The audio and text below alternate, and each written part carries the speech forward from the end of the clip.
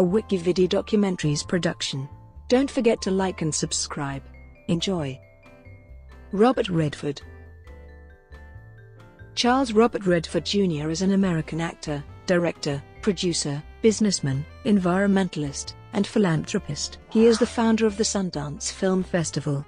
Redford began acting on television in the early 1960s. He earned an Emmy nomination as Best Supporting Actor for his performance in The Voice of Charlie Pond. His greatest Broadway success was as the stuffy newlywed husband of Elizabeth Ashley and Neil Simon's Barefoot in the Park. Redford made his film debut in War Hunt.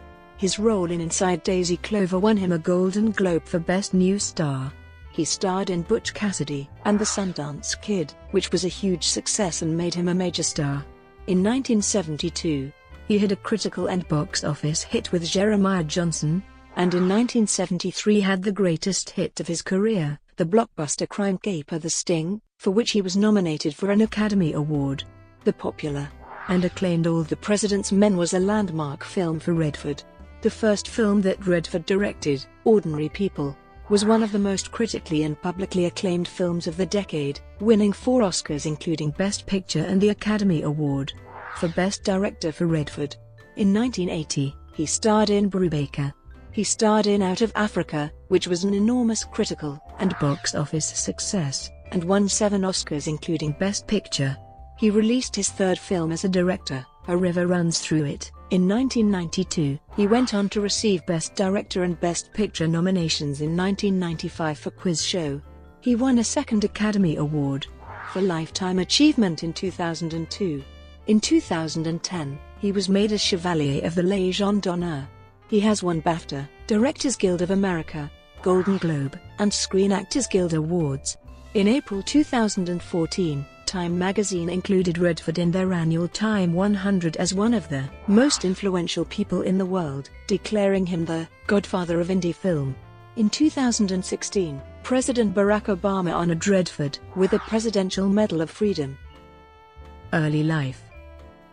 Redford was born on August 18, 1936, in Santa Monica, California to Martha W. and Charles Robert Redford Sr., a milkman turned accountant. He has a stepbrother, William, from his father's remarriage. Redford is of English, Scottish, Irish and Scots-Irish ancestry. His paternal great-great-grandfather, English Presbyterian Elisha Redford, married Irish Catholic Mary Ann McCrary in Manchester Cathedral. They emigrated to New York in 1849, immediately settling in Stonington, Connecticut. They had a son named Charles, the first in line to have been given the name. Redford's family moved to Van Nuys, California, while his father worked in El Segundo. He attended Van Nuys High School, where he was classmates with baseball pitcher Don Drysdale. He has described himself as having been a bad student, finding inspiration outside the classroom, and being interested in art and sports. He hit tennis balls with Pancho Gonzalez at the Los Angeles Tennis Club to warm him up.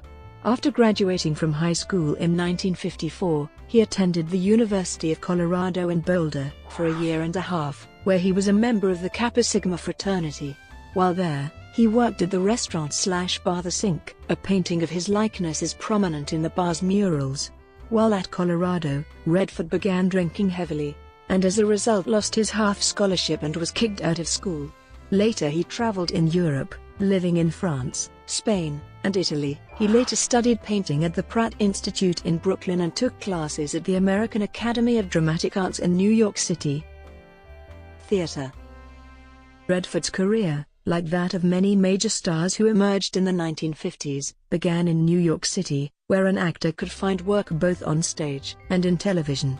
His Broadway debut was in a small role in Tall Story, followed by parts in The Highest Tree and Sunday in New York. His biggest Broadway success was as the stuffy newlywed husband of Elizabeth Ashley and Neil Simon's Barefoot in the Park. Television. Starting in 1960, Redford appeared as a guest star on numerous television drama programs, including Naked City, Maverick, The Untouchables, The Americans, Whispering Smith, Perry Mason, Alfred Hitchcock Presents, Route 66, Dr. Kildare, Playhouse 90, Tate, The Twilight Zone, and Captain Brassbound's Conversion, with a young Christopher Plummer, among others. In 1960, Redford was cast as Danny Tilford. a mentally disturbed young man trapped in the wreckage of his family garage, in Breakdown, one of the last episodes of the syndicated adventure series, Rescue 8, starring Jim Davis and Lang Jeffries. Redford earned an Emmy nomination as Best Supporting Actor for his performance in the voice of Charlie Bond. One of his last television appearances was on October 7, 1963, on Breaking Point, an ABC medical drama about psychiatry. Film. For a list of performances, see Robert Redford filmography. Redford made his screen debut in Tall Story. It was a minor role. The stars of the film were Anthony Perkins, Jane Fonda, and Ray Walston. The film was about a college basketball star, played by Perkins, who gets himself into trouble debating as to whether or not he should accept a bribe to throw a basketball game against a team from Russia. After his Broadway success, he was cast in larger feature roles in movies.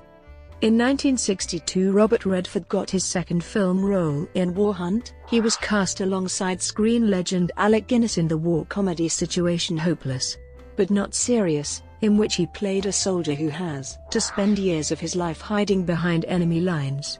In Inside Daisy Clover, which won him a Golden Globe for Best New Star, he played a bisexual movie star who marries starlet Natalie Wood, and rejoined her along with Charles Bronson. For Pollack, this property is condemned again as her lover, though this time in a film which achieved even greater success. The same year saw his first teaming with Jane Fonda, in Arthur Penn's The Chase.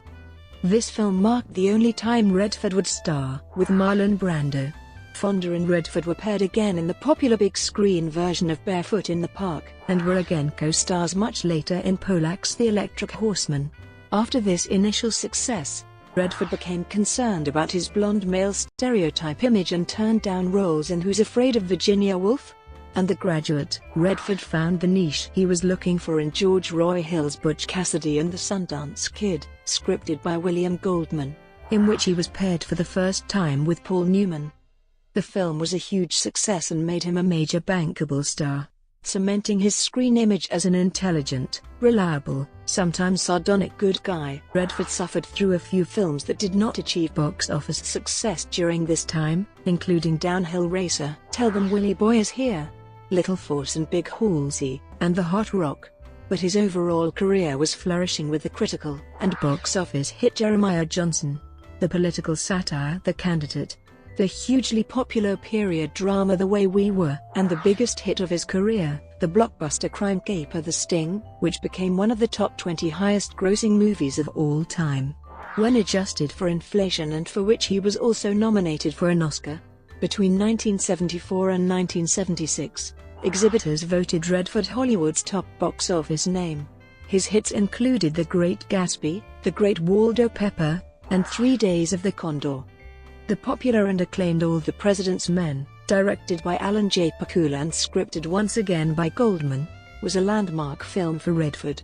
Not only was he the executive producer and co-star, but the film's serious subject matter, the Watergate scandal, and its attempt to create a realistic portrayal of journalism, also reflected the actor's off-screen concerns for political causes. He also appeared in a segment of the war film A Bridge Too Far before starring in the prison drama Brubaker, playing a prison warden attempting to reform the system, and the baseball drama The Natural. Redford continued his involvement in mainstream Hollywood movies, though with a newfound focus on directing. The first film he directed, Ordinary People, which followed the disintegration of an upper-class American family after the death of a son, was one of the most critically and publicly acclaimed films of the decade, winning 4 Oscars, including Best Director for Redford himself, and Best Picture. His follow-up directorial project, The Milagro Beanfield War, failed to generate the same level of attention. Sidney Pollack's Out of Africa, with Redford in the male lead role opposite Meryl Streep, became an enormous critical and box office success, and won 7 Oscars including Best Picture, proving to be Redford's biggest success of the decade and Redford and Pollack's most successful of their 6 movies together. His next film, Legal Eagles, was only a minor success at the box office. Redford continued as a major star throughout the 1990s and 2000s. He released his 3rd film as a director, A River Runs Through It, in 1992, which was a return to mainstream success for Redford as a director and brought a young Brad Pitt to greater prominence. In 1993, Redford played what became one of his most popular and recognized roles, starring in Indecent Proposal as a millionaire businessman who tests a couple's morals. The film became one of the year's biggest hits. He co-starred with Michelle Pfeiffer in the newsroom romance Up Close and Personal, and with Kristen Scott Thomas in The Horse Whisperer, which he also directed. Redford also continued work in films with political context, such as Havana, playing Jack Weil, a professional gambler in 1959 Cuba during the Revolution, as well as Sneakers, in which he co-starred with River Phoenix among others. He appeared as a disgraced army general sent to prison in the prison drama The Last Castle, directed by Rod Lurie. In the same year, Redford re-teamed with Brad Pitt for Spy Game, another success for the pair, but with Redford switching this time from director to actor. Redford, a leading environmental activist, narrated the IMAX documentary Sacred Planet, a sweeping journey across the globe to some of its most exotic and endangered places. In The Clearing, a thriller co-starring Helen Mirren, Redford was a successful businessman whose kidnapping unearths the secrets and inadequacies that led to his achieving the American dream. Redford stepped back into producing with The Motorcycle Diaries, a coming-of-age road film about a young medical student, Ernesto Che Guevara, and his friend Alberto Granado. It also explored political and social issues of South America that influenced Guevara and shaped his future. With 5 years spent on the film's making, Redford was credited by director Walter Salles for being instrumental in getting it made and released. Back in front of the camera, Redford received good notices for his role in director Lasse Hallström's An Unfinished Life as a cantankerous rancher who is forced to take in his estranged daughter-in-law whom he blames for his son's death, and the granddaughter he never knew he had when they fled an abusive relationship. The film, which sat on the shelf for many months while its distributor Miramax was restructured, was generally dismissed as cliched and overly sentimental. Meanwhile, Redford returned to familiar territory when he re-teamed with Meryl Streep 22 years after they starred in Out of Africa, for his personal project Lions for Lambs, which also starred fellow superstar Tom Cruise. After a great deal of hype, the film opened to mixed reviews and disappointing box office. Redford more recently signed on to direct and star in an update of The Candidate. Redford appeared in the 2011 documentary Buck, where he discussed his experiences with title subject Buck Brannaman during the production of The Horse Whisperer.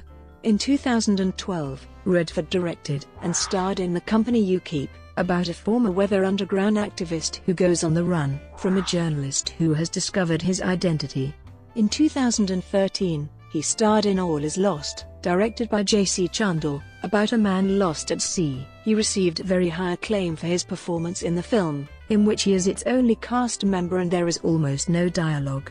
In April 2014, Redford appeared in the Marvel Studios superhero film Captain America: The Winter Soldier, playing Alexander Pierce, the head of SHIELD, and leader of the Hydra cell operating the Triskelion.